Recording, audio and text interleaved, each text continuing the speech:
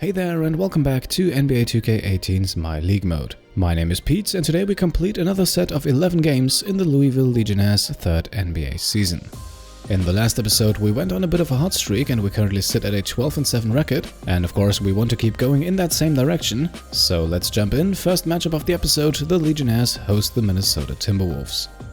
This was a close game that was only decided in the final few minutes, but ultimately the Legionnaires come out on top and beat the Timberwolves 98-91.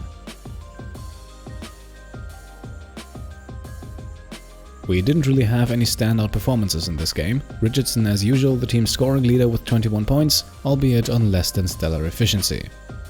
Both Andre Flanders and Kuzma added 16 points each, and the shooting numbers looked a lot better for those two, especially for Kuzma, who also added 7 rebounds to his stat line. For the next matchup then, the Legionnaires stay at home and host the Warriors, who, as you might remember, did lose Kevin Durant a year ago, but who have since bounced back. Steph Curry has returned from his injury, and they were also able to draft a promising young rookie in small forward Chris Delk. And all in all, that was enough to hand the Legionnaires a loss in this game. Not a decisive defeat by any means, but in the end the win is all that counts, as the Golden State Warriors improved to a league-best 17-6 record. I decided to focus a bit more on inside scoring in this game, as post defense is one of the very few weaknesses of this Warriors team, and so it doesn't surprise that Bryce Johnson leads all scorers with 28 points in 25 minutes. Flanders adds 23 and Richardson adds 22, as our three top scorers here combined for 73 points. Mohamed Bamba barely missed the double-double, but once again put up a nice stat line with 9 points, 15 rebounds and 3 blocks. Now from one powerhouse to the next, as we travel to Cleveland for a matchup with the Cavaliers, who have actually picked up Yogi Ferrell in the offseason, who seems to be moving up in the world, now backing up Isaiah Thomas at the point guard. Before we jump in though, let's quickly send rookie Mitch Dennis back down to the G League. I kept him on the roster for a few days, hoping he could see some minutes in garbage time, but I think playing big minutes in the G League will do a bit more for his development. In the game against the Cavaliers, then the Legionnaires once again fall short. However, also once again, the game remained close until the end. Our second unit actually didn't look too bad in this game. Our starters, however, were completely outmatched, and so the Cavs come away with a narrow 5-point victory, 108-103. Richardson leads all scorers with 21 points, however, once again his efficiency could be better, while Andre Flanders adds an even less efficient 16 points, followed by Kuzma and Deontay Davis, who both had 15 points in the defeat. Bryce Johnson then finished the game 1 rebound shy of a double-double with 11 points and 9 rebounds. So now we have an interesting week coming up. Not only do we have to play 5 games in 7 days, but we also start things off with a back-to-back against the exact same team. So first we host the Raptors at home in Louisville, and then both teams immediately travel back to Toronto for the rematch on the next day. A bit strange, but after all it is the same challenge for both teams. Now, the Raptors have been plagued by injuries a bit. In the last matchup we had, they missed DeMar DeRozan and Jakob Poeltl. Now those two are back in the rotation. However, this time Jonas Valanciunas has to sit out with a strained left Achilles. Still, even without their starting center, the Raptors take the game in Louisville. They hand the Legionnaires their third close loss in a row. The final score in this one, 108-104.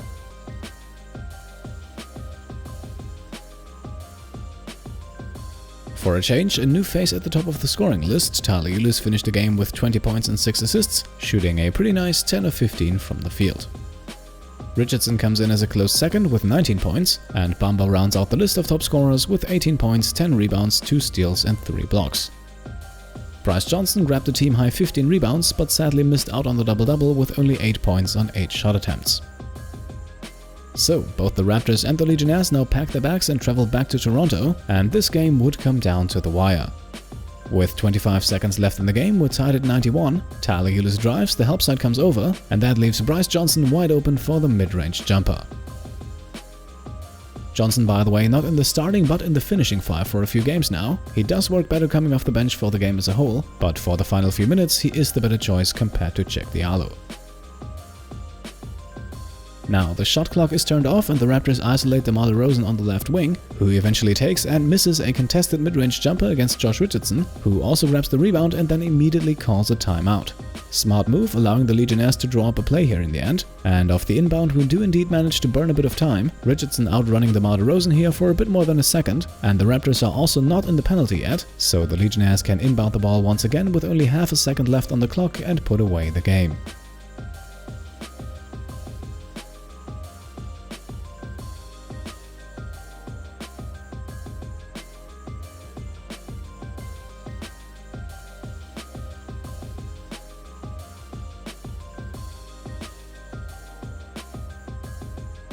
No outstanding performances tonight, but still a familiar face at the top of the scoring list, Josh Richardson leading the way with 17 points, including 3 3-pointers. Both Bryce Johnson and Mo Bamba once again missed out on double-doubles, Johnson with 14 points and 9 rebounds and Bamba with 12 points and 9 rebounds. Tyler Ulis was also at least in reach of a double-double in this game, as he finished with 11 points and 7 assists. Now, third game in only 4 days, and we're facing the San Antonio Spurs for this one, who are currently occupying the 7th seed in an absolutely brutal Western Conference. You can barely see it at the bottom here, the Utah Jazz in 10th place, still with a record above 500, so not only do we have 10 teams with a winning record in the West, but we also have 4, maybe even 5 teams who are slowly but steadily becoming absolute powerhouses. So I think it will be a bloody battle for the lower playoff seeds in the West, and so the Spurs might need every win they can get. And that also showed in this game. It was a high-scoring affair for 48 minutes, once again a close finish, but ultimately the Spurs had the upper hand, winning this game 121-114. Leading all of our scorers, surprise surprise, Josh Richardson with a very efficient 23 points, followed by 4 more double-digit scorers in Tyler Ulis, Rodney Hood, Andre Flanders and Kyle Kuzma. Mo Bamba also seems to set a trend, missing out on double-doubles. This time his 15 rebounds were more than enough, but he only scored 9 points, shooting 3 of 9 from the field. So from a hot 12-7 start to the season, now down to 14-11, still not a bad record, especially considering that the East is pretty weak this year, but the Legionnaires have definitely cooled off a bit. Our next opponent, the Atlanta Hawks, with rookie Brandon Strong, the guy that we originally planned to draft, and Strong has actually cracked the starting lineup in Atlanta, replacing Dennis Schroeder as the Hawks' starting point guard. And whether or not it was Strong leading the charge, I'm not quite sure. The end result, however, a more than decisive victory for Atlanta, who absolutely demolished the Legionnaires and come away with a 23-point victory. Our few bright spots for the game, unsurprisingly Josh Richardson again with 23 points, but I also liked what I saw from Rodney Hood, shooting 6 of 10 from the field to finish the game with 16 points in 33 minutes. Tyler Ulis one more time with a near double-double performance, 11 points and 8 assists and also 2 steals. So from Atlanta we now travel over to Washington to wrap up a busy week, and we are victorious in our efforts, winning a close game against the Wizards 111-106.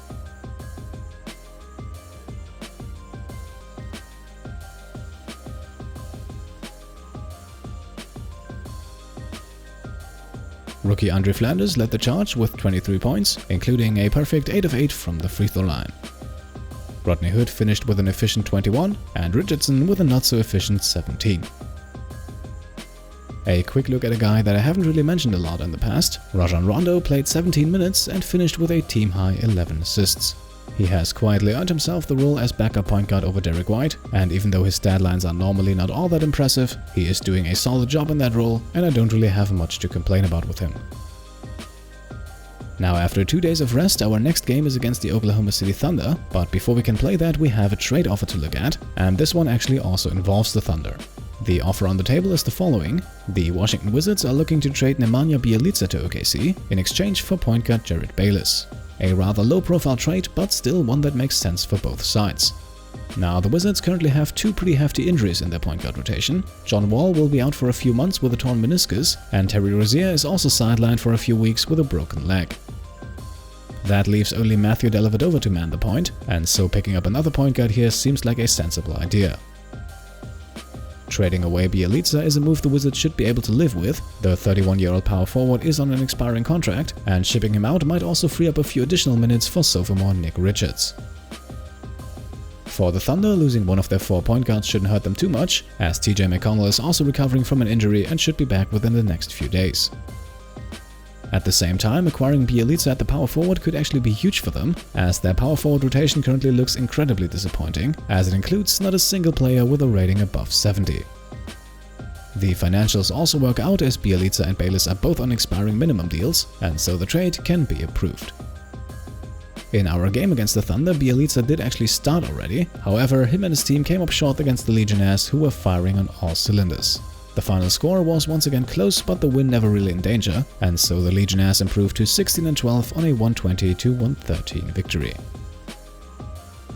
3 guys scored above 20 points in this game, and it was actually a bit hard for me to make out the performer of the night. It could have been Bryce Johnson, who finished the game with a team-high 24 points on a very efficient 10 of 14 shooting, or it might have been Josh Richardson, who not only scored 21 points, but also grabbed 6 rebounds and handed out 10 assists, or, and I think this is the most likely case, it might have been Mohamed Bamba, who finished the game with an impressive double-double, recording 21 points and 23 rebounds. Next game then in Miami, but we are once again greeted by a trade offer beforehand, this time involving the San Antonio Spurs and the Milwaukee Bucks. The Bucks want to move the expiring contract of Brandon Wright to San Antonio, who are in exchange willing to give up Danny Green and a second-round draft pick. Now, the Bucks should be able to deal with the loss of Wright, who is one of 4 centers in their rotation, likely sitting at the end of the bench as he is the oldest one with the lowest rating. Acquiring a shooting guard in Green could help them out tremendously, as there is a rather sizable hole behind Chris Middleton. Now, the Spurs would get rid of their oldest and lowest rated shooting guard, who will likely not see much playing time in the foreseeable future, with both Alec Burks and Mario Hezonja locked down for the next 2 seasons. At the same time, they could definitely use an additional big man. The current rotation is pretty weak with only 2 centers and 2 power forwards, and so once again I think the trade is a win-win for both sides, and so we will let it pass. 2 more games now to wrap up the episode, and we start things off in Miami, where the Legionnaires win another close one, 112 to 108.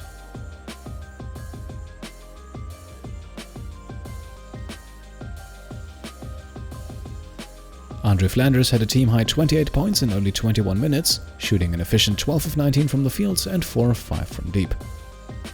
Bamba did not disappoint either. He finished just 2 points shy of Flanders with 26 and was also able to add 13 rebounds and 4 blocks. Hood and Richardson were the other 2 scorers in double figures, Hood with 19 and Richardson with an unusually quiet 13. Now, last game before Christmas, and we're facing the Bulls at home in Louisville, and as you can see, 2K decided to let both teams play in white, which did lead to a few confusing scenes on the court. However, I also only played the last few minutes of this game, as the Legionnaires quickly had the game under control, and so they finished with a well-deserved 104 to 91 victory. Performance-wise, we didn't really have any standouts in this one. Tyler Ulis was the team's best scorer with 17 points, while the best overall stat line might actually belong to Mohamed Bamba, who finished the game flirting with a triple-double with 11 points, 9 rebounds and 7 assists. After the game then, a bit of a bummer, Josh Richardson injured with a sore left hand, but thanks to a few days of rest, the injury would fully heal before the next game.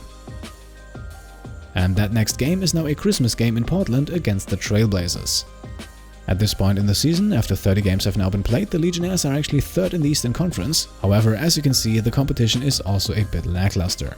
The Cavaliers and Sixers are dominating, the Legionnaires are then in a small group of teams with a winning record next to the Chicago Bulls and the Brooklyn Nets, and after that things go south pretty quickly.